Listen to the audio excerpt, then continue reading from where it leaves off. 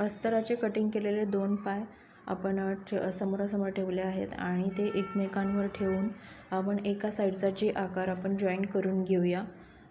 तर अशा पद्धतीने आपण जॉईंट करून घेऊ हा जे आकार। फक्त एकच साईडचा आपल्याला जॉईंट करून घ्यायचा आहे हे अशा पद्धतीने।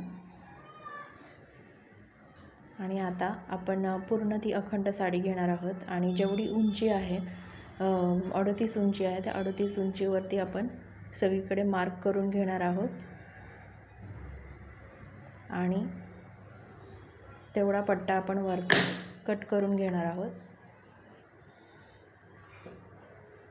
पूर्ण अखंड साडी आपण कट करून घेतलेली आहे। आता जो पायाचा जो आकार आहे जेचा, त्याच्यावरती आपण छोट्या छोट्या चुनट्या घालून आपण अस्तर आणि साडी दोन्ही साईडला जॉईंट